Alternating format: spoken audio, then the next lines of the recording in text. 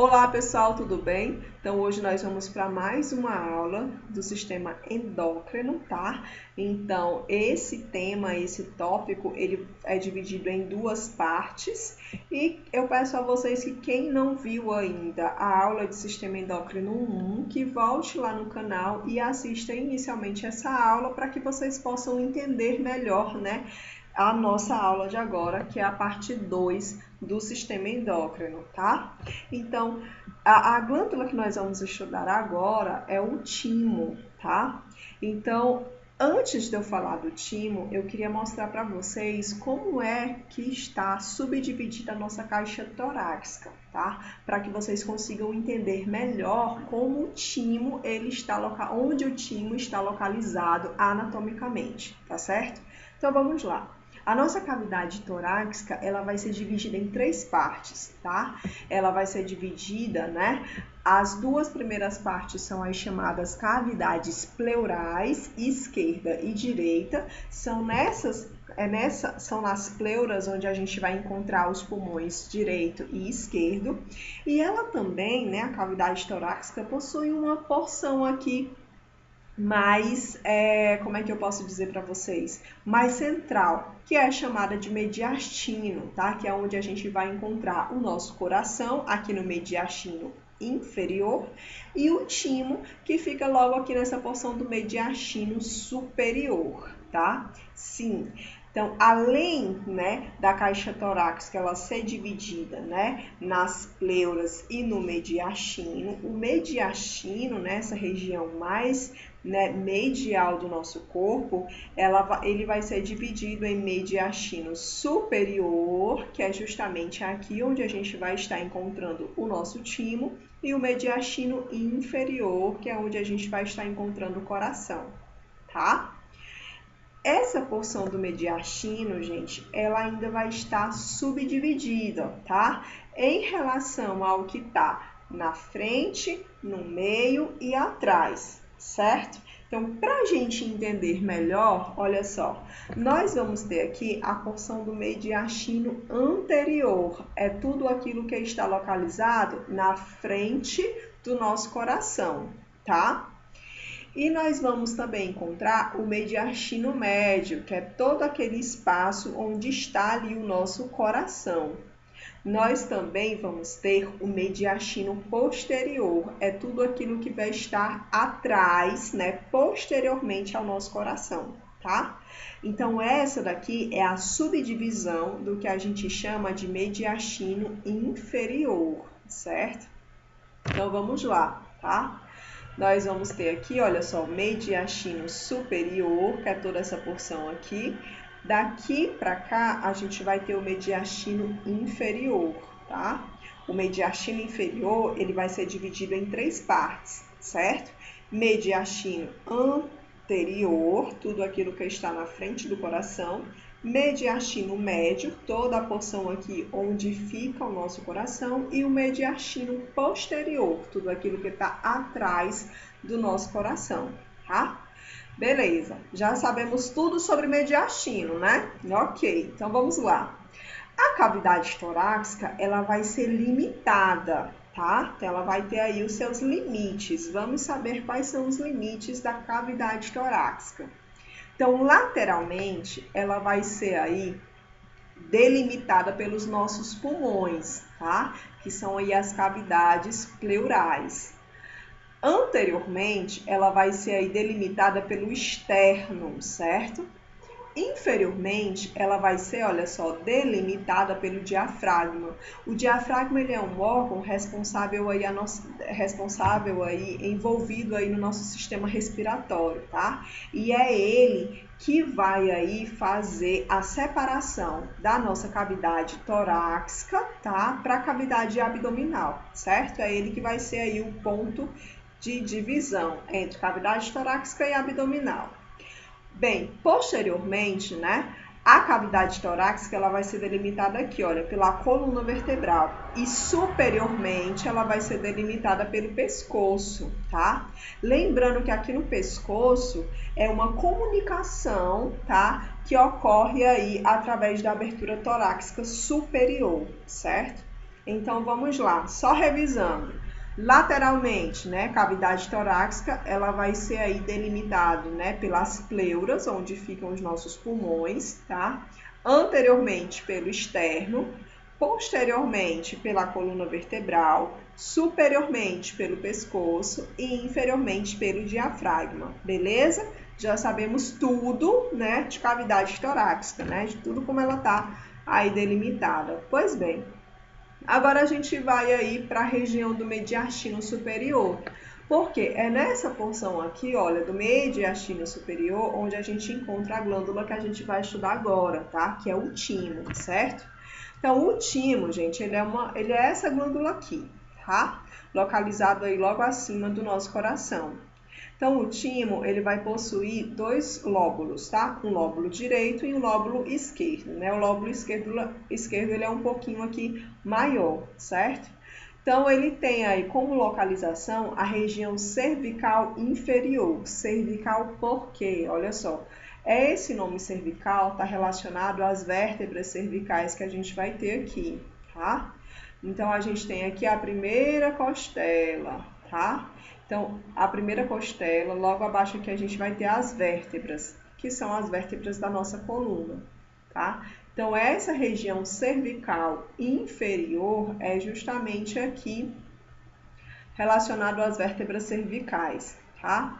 Então, olha só, ele está situado nessa região aqui do mediastino, né, superior, posteriormente ao externo. Isso significa que o externo está aqui, olha só, e o timo, ele está localizado atrás do externo, nessa porção aqui do mediastino superior. Tudo bem, gente? Qual é a função aqui do timo? A função do timo, né, ele tem uma função imunológica, tá? Porque ele matura os linfócitos T, certo? Esse Tzinho aqui é justamente de timo, porque nosso sistema imunológico, ele vai possuir aí dois tipos de linfócitos, tá? Que são importantes células de defesa do nosso corpo. Então, nosso corpo vai ter os linfócitos B e os linfócitos T, tá? Somente os linfócitos T são maturados aqui no timo, certo? E esse órgão, gente, ele não vai evoluir com a nossa idade, ou seja, né? Quando a gente é criança, ele está funcionando legal. Então, isso significa que a nossa imunidade vai estar alta, porque o timo ele vai estar constantemente produzindo linfócitos T e liberando aí para os nossos vasos, tá? E aí esses linfócitos T vão aí estar guardando, né, o nosso corpo contra organismos nocivos, tá? Só que à medida em que as pessoas elas vão se tornando mais velhas, mais idosas, esse timo ele vai perdendo a sua função e vai liberando cada vez menos linfócitos T. E isso faz com que os idosos eles acabem, né, desenvolvendo uma imunidade um pouco mais baixa quando comparado às pessoas mais jovens, porque os idosos eles acabam produzindo, né, linfócitos T em menor quantidade. Tudo bem? Então, tudo aqui, né, tudo claro em relação às funções e localização aí do timo, tá? Só para revisar, ele está situado aqui, olha, no mediastino superior, tá? Mediastino anterior, tudo que está localizado na frente do coração, mediastino médio, a região onde a gente pode encontrar o coração, e o mediastino posterior, que é tudo que vai estar aqui atrás do coração, tá? Aqui a gente vai ter o diafragma. Tudo que está acima do diafragma é cavidade torácica, tudo que está abaixo do diafragma é abdômen, certo? Beleza. Então vamos lá. Vamos estudar agora a nossa segunda glândula, tá? Que é o pâncreas, certo? O pâncreas, gente, ele vai estar localizado no nosso abdômen, tá? Posteriormente ao estômago, entre o duodeno e o baço. Eita, que agora eu devo ter complicado a cabeça de vocês, né? Mas vamos lá, vamos nos situar, tá? Então, vamos começar aqui, olha. O pâncreas, ele integra aí o sistema digestivo e endócrino, tá? Então, o pâncreas faz parte do sistema endócrino, mas ele está muito relacionado ao nosso sistema digestivo. Vamos ver aqui o caminho que a comida segue. Então, olha só. Aqui nós vamos ter a boca, tá? Cavidade oral. A comida ela vem, chega aqui até o nosso esôfago, do esôfago cai aqui no estômago, tá? Então essa porçãozinha que vocês estão vendo aqui, parecida com a bolsa onde eu estou passando o mouse, é o nosso estômago, certo? A comida depois do estômago, ela vai para onde? Para o intestino, que é essa alça que vocês estão vendo aqui, tá? Aqui o que a gente tem? O fígado, certo? Então, esse órgãozinho aqui amarelo que vocês estão vendo é justamente o pâncreas, tá? Então, o pâncreas, gente, ele vai ficar no abdômen, é posteriormente ao estômago, ou seja, né? O estômago aqui, ele tá na frente, aliás, o pâncreas, ele vai estar atrás do estômago, certo? Entre o duodeno, que é esse braço aqui, olha só, esse daqui é o duodeno, e o baço, tá? Que é esse órgão aqui. Então, é como se o pâncreas, ele tivesse entre parênteses, tá? O primeiro parêntese aqui é o duodeno, tá? E o segundo parêntese é o baço. Tudo bem? Então, entre os dois vai estar o pâncreas, tá? E ele está aqui posteriormente ao estômago, ou seja, né, ele está atrás do estômago, tá? Beleza, já sabemos aqui a localização do pâncreas. Vamos ver agora como é que anatomicamente ele vai ser dividido, porque ele é um órgão relativamente grande, tá? Então, ele vai ser dividido em 3 partes, em cabeça, aliás, desculpa, em cauda, que é a porção que fica mais próxima ao baço, o corpo, tá? Que é essa porção aqui que vai ficar no meio, e a cabeça, tá? Que é essa porção que vai fazer uma comunicação com o duodeno. Só esclarecendo para vocês, o que é o duodeno? O duodeno, ele é a primeira parte do nosso intestino delgado, tá? Então, esse é o duodeno. A comida, quando ela sai do estômago direto para o duodeno, beleza? Então, tá bom. Olha só, o pâncreas, ele vai ser classificado como uma glândula mista, tá? Ou também chamada de anfícrina. Por quê? O que é uma glândula mista? É uma glândula que vai exercer tanto uma função endócrina, tá? Para quem assistiu à primeira aula, o que é uma glândula endócrina?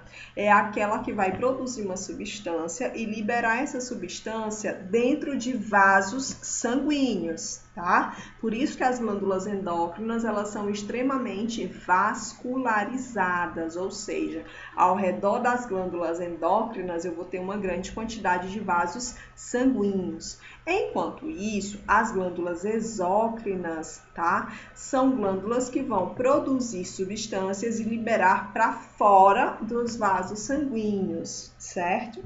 Então, elas produzem suas substâncias, né? E não precisa ter nenhum vaso sanguíneo ali perto, porque ela vai liberar para fora. O pâncreas, ele vai ter essas duas funções, uma função endócrina e exócrina. Vamos entender por quê. Olha só. Vocês estão vendo essa partezinha bem aqui no meio, olha só.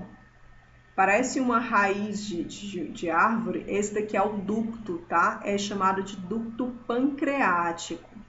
Ao redor do ducto pancreático, nós vamos ter várias células, tá, glandulares, que vão ser responsáveis aí pela produção de enzimas digestivas, tá? Que são enzimas que vão atuar diretamente no processo digestivo. Então, olha só, essas células, elas vão estar secretando essas enzimas e essas enzimas, elas caem aqui nesse ducto, tá? E escorrem, olha só, vão atravessando aqui o pâncreas por esse ducto até caírem nessa primeira porção do duodeno. Lembra aqui da comida que eu falei para vocês? O caminho da comida é esôfago, estômago, né? Do estômago aqui, elas saem do estômago e entram no duodeno, tá? E aqui no duodeno a gente vai ter, né, a junção aí do bolo alimentar com mais enzimas digestivas que são produzidas pelo pâncreas. Essa é a função exócrina do pâncreas. Exócrina por quê? Porque essas células pancreáticas, elas produziram enzimas e essas enzimas, elas foram liberadas fora de um vaso sanguíneo. Por isso que eu digo que ela é exócrina, porque foi fora de um vaso, tá? mas foi dentro aqui do duodeno, certo? E como o duodeno não é um vaso sanguíneo, ela é classificada como exócrina, tá? E qual é aqui a porção endócrina, então, do pâncreas, né? Bem, a porção endócrina do pâncreas, ela tá mais, olha só, aqui na periferia. Então, as células pancreáticas relacionadas com a função endócrina do pâncreas, né, elas vão formar essas espécies de ilhotas, que são chamadas de ilhotas de Langerhans. Acho que é esse o nome, tá? Essas ilhotas de Langerhans, que vão estar aí mais aqui na periferia, né, do pâncreas, elas são responsáveis pela produção de hormônios que são importantes aí para estarem controlando os níveis de açúcar no nosso sangue. Então, essas células aqui, elas vão produzir, por exemplo, insulina e glucagon e vão liberar, olha só, essa insulina e esse glucagon diretamente para vasos sanguíneos. Vocês estão vendo que tem vários vasos aqui, olha, no baço, né? Então, tem vasos sanguíneos aqui do baço, que esses vasos sanguíneos aqui na figura não dá para ver, mas eles vão estar bem próximos aqui dessas ilhotas de Langerhans e vão estar capturando todo o hormônio, glicose e glucagon, que é liberado por essas ilhotas, né? E rapidamente esse hormônio é então liberado aí para a corrente sanguínea, tá? Para que o açúcar possa ser então metabolizado, certo? Então essa é a função endócrina do pâncreas. Tudo bem, gente? Então olha só, na porção endócrina do pâncreas, né, ela vai ser aí composta por grupos de células, como eu já falei para vocês, que são as chamadas ilhotas pancreáticas ou as ilhotas de Langerhans, tá? E aí, né, essas ilhotas pancreáticas, elas possuem 3 grupos de células, tá? Cada grupo de célula vai produzir um hormônio diferente. Por exemplo, o grupo de células que é denominado alfa vai produzir o glucagon, tá? O grupo de células que é denominado beta vai produzir insulina. E o grupo de células que é chamado de delta vai produzir a somatostatina, tá? Então, são esses 3 grupos de células e cada um desses grupos vão sintetizar aí 3 hormônios, tá? Cada grupo de células sintetiza aí um hormônio específico. Então, as células que produzem esses hormônios, né, como eu já falei para vocês, são denominadas aí células ilhotas pancreáticas. Então, vamos lá. Aqui nós temos, por exemplo, olha só, em amarelinho, as células delta. As células delta, elas vão produzir a somatostatina, tá? Quando você, por exemplo, está salivando, quando você come alguma coisa, né? E aí aumenta o nível de ácido clorídrico e de pepsina no seu estômago para influenciar e para aumentar, né, o processo digestório, por exemplo, né? Quem é que comanda isso? É a somatostatina, tá? Então, ela é um hormônio aí que vai ser secretado por esse tipo de célula, pelas células delta, tá? Aqui nós vamos ter em azul as células beta, tá? As células beta vão estar produzindo insulina. Quando você consome, por exemplo, vou comer um bolo com refrigerante, né? É uma bomba de açúcar que você está liberando aí na corrente sanguínea. Na hora em que ocorre, né, a liberação de todo esse açúcar na corrente sanguínea, automaticamente o seu pâncreas ele começa a secretar uma grande quantidade de insulina, tá? E é a insulina que vai estar pegando essas moléculas de açúcar, retirando aí do sangue, tá? E levando para que esse açúcar ele possa ser metabolizado nas suas células, tá?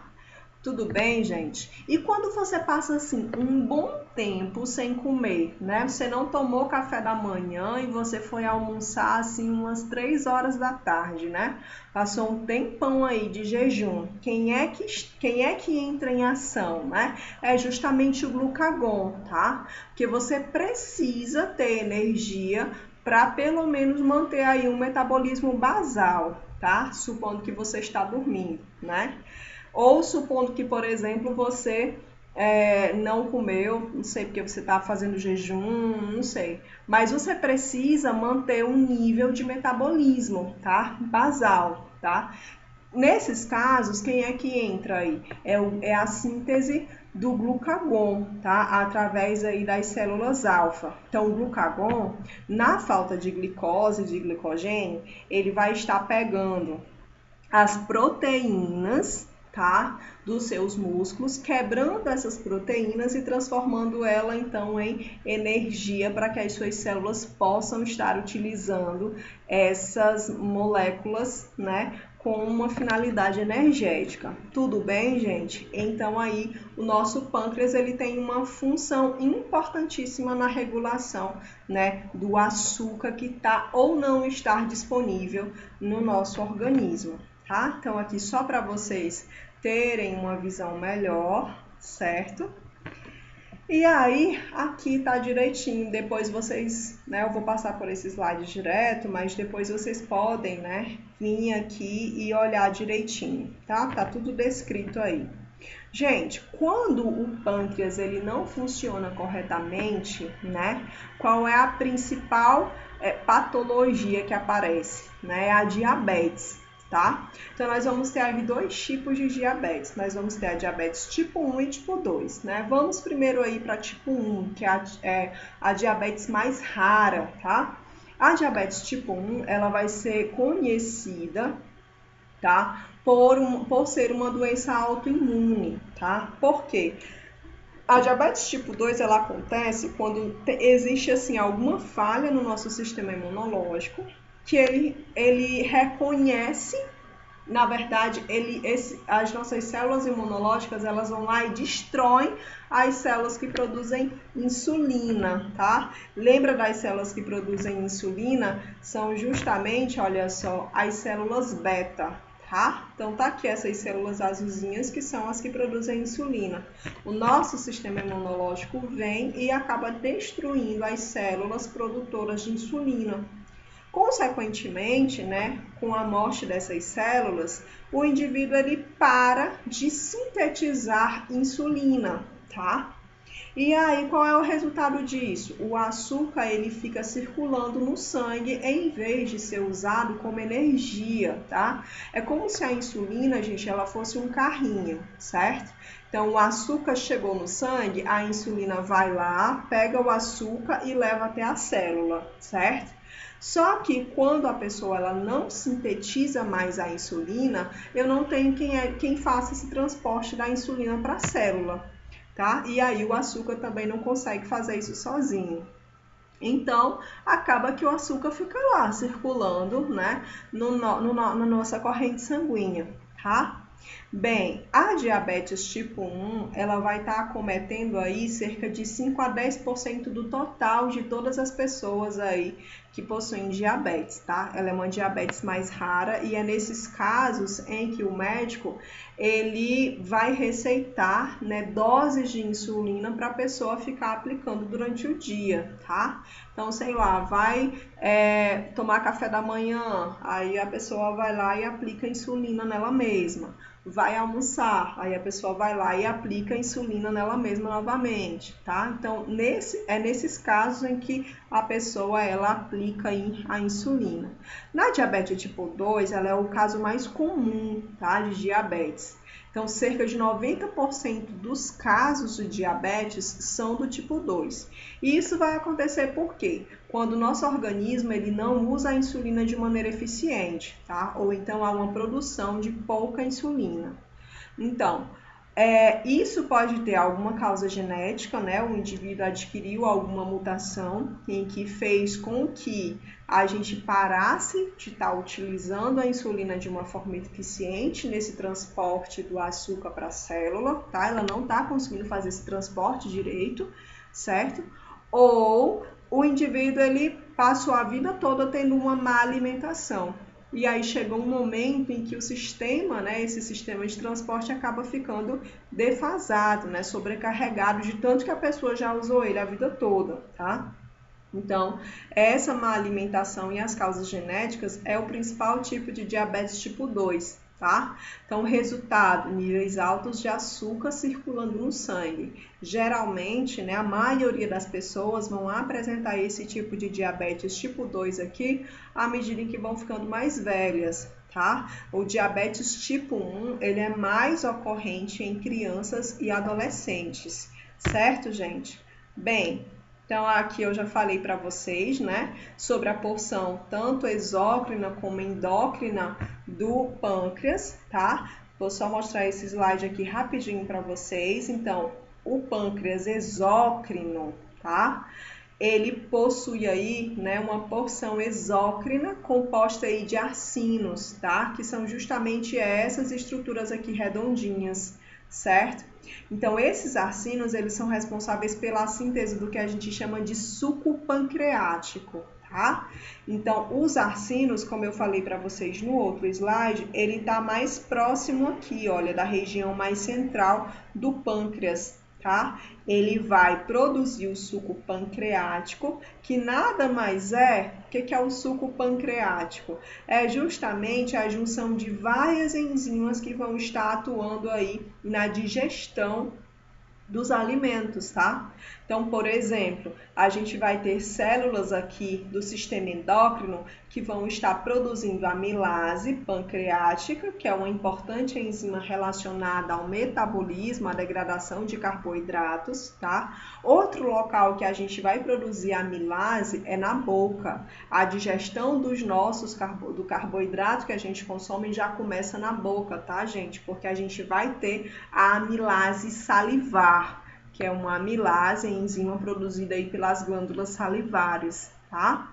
Mas, né, a gente vai ter a amilase pancreática, que é também produzida aqui pelas células do pâncreas, tá? Nós vamos ter a lipase, tá? Que é uma enzima aí que vai atuar no metabolismo dos lipídios, e as proteases, como a quimiotripsina e a carboxipeptidase, que são enzimas que vão estar aí atuando na quebra de proteínas, tá? Então, essa daqui é a composição aí do suco pancreático, tá? Que ele vai ser aí, então, sintetizado, vai, né, caminhar aqui por esse ducto até, olha só, desembocar nessa porção aqui, né, que é o duodeno, é a primeira porção do intestino delgado, como eu também já falei para vocês. Tudo bem, gente? Essa daqui, olha só para vocês entenderem, isso daqui é uma ilhota de Langerhans, tá?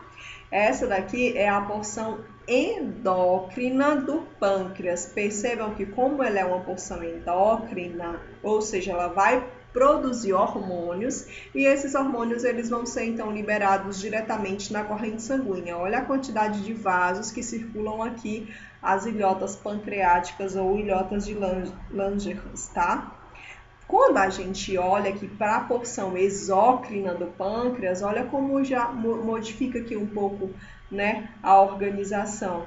Então, essa porção endócrina, ela é uma porção acinar, tá? Ela vai ser cheia aqui desses arcinos, e aqui o que vocês estão vendo são ductos, tá? Então, elas produzem, né, as suas enzimas, amilase, lipase e protease, ou seja, né, componentes aí do suco pancreático, tá? E não precisam ter aqui uma grande quantidade de vasos sanguíneos, uma vez que quem vai estar levando o suco pancreático para o seu destino, tá? Para o duodeno, é justamente o ducto pancreático. Tudo bem, gente?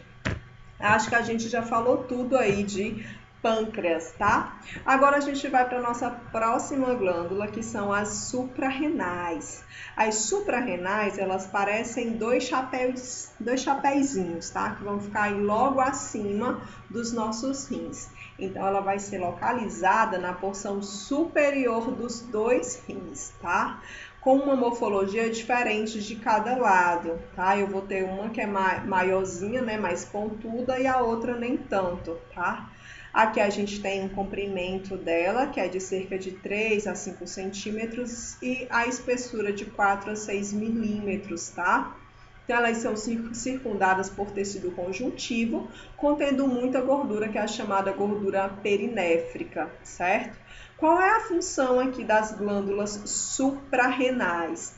Como elas estão perto dos rins e são os rins que vão estar formando, né, filtrando todo o nosso sangue, retirando o excesso de sais, né, que estão aí disponíveis no nosso sangue, tá? Tanto de sais quanto de água, quem faz aí esse filtro são os rins, tá? Então, como elas estão acima aqui dos rins, elas têm a função de regular o metabolismo desses sais, tá? Sódio e potássio. E claro, também de água, tá? Então, ela regula o metabolismo dos carboidratos também e das reações do corpo humano ao estresse, tá? Então, quem é responsável, por exemplo, quando a gente, sei lá, tá passando por uma situação de estresse ou de medo, né? Toda a nossa postura corporal, tá? Como, por exemplo, os nossos músculos ficam mais rígidos, a nossa pupila, né? Pupila se dilata, tá? Então, toda essa reação, né, que acontece no nosso corpo, o aumento da sudorese, tudo isso, a culpa é dessas duas bonitinhas aqui, tá? Das glândulas suprarrenais, tá? Então, vamos lá, né? Olha só, as glândulas suprarrenais, gente, elas vão ser divididas em córtex, que é essa porção aqui, ó, tá? Que é uma porção mais periférica aqui da suprarrenal, e essa porção mais central da glândula é chamada de medula suprarrenal, tá?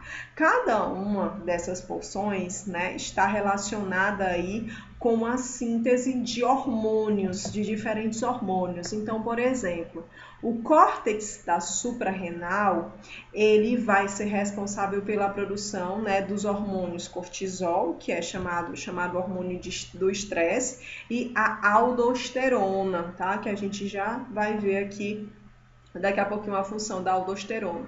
Tá? Aqui, a medula suprarrenal, essa porção mais central, ela vai ser relacionada aí, ela vai ter como função a produção de epinefrina, também chamada de adrenalina, tá? E norepinefrina, também chamada de noradrenalina, tá? Então, córtex produz cortisol e aldosterona, epinefrina barra adrenalina, né, é produzida pela medula suprarrenal, e a norepinefrina barra noradrenalina, né, é produzida também aqui pela medula, tá? Então vamos lá, olha só. Os hormônios sintetizados pelas suprarrenais, né, como eu falei para vocês, cortisol e aldosterona, que são hormônios que são secretados aqui no córtex. Vamos lá. O cortisol, gente, ele vai atuar, por exemplo, quando ele é liberado em grande quantidade no nosso corpo, ele vai atuar, né? Vai ter como um alvo órgãos como intestinos, nossos ossos, músculo, fígado, rins, tá? Cérebro e estômago, certo? Então, ele vai atuar aqui em todos esses órgãos, tá? Em compensação, a aldosterona, ela vai atuar, por exemplo, na queda de pressão arterial, porque ela que faz aí o controle da retenção dos sais, tá? Ou ela faz com que haja uma baixa na pressão arterial ou um aumento da pressão arterial, tá? Através desse sistema aqui, que não vai vir um caso nessa aula, porque aqui é mais, né, relacionado à fisiologia, tá? Então, eu coloquei aqui como exemplo para vocês alguns gatilhos, tá? Então, por exemplo, gatilhos de raiva, né? Você está passando por um momento de raiva, né? Teve um desapontamento, uma frustração, um julgamento, rejeição e medo. Então, quando você externamente recebe, né, algum desses gatilhos, o que acontece com a sua fisiologia, né? Automaticamente você aqui, olha só, produz uma reação em cascata que envolve, né, o hipotálamo, a hipófise até chegar aqui nas suprarrenais. E as suprarrenais, ela começa a liberar aí os hormônios do estresse, como cortisol, adrenalina e noradrenalina, tá? Então, gente, isso faz com que, né, faz com que você, por exemplo, tenha esses efeitos aqui, olha. Isso faz com que você tenha um aumento da dilatação da pupila, tá? Os músculos, eles ficam tensionados, certo? A sua respiração, ela fica mais ofegante. O coração, ele tende a ficar mais, ele tende a disparar os batimentos cardíacos, tá? Por conta aí do aumento da circulação sanguínea e você, consequentemente, começa a transpirar mais. Então, as glândulas suprarrenais, elas são glândulas aí responsáveis, né, pela nossa sobrevivência, tá? Então, elas estão muito relacionadas com esses efeitos fisiológicos do nosso corpo. E aqui a gente tem, né, isso que eu acabei de falar para vocês, depois vocês vêm aqui com carinho, né, e tem uma lida direitinho na aula, tá bom? Gente, eu espero, tá, que tenha ficado bem clara e objetiva essa aula, tá? Aguardem os exercícios na nossa plataforma. Um grande beijo para vocês e até a próxima aula.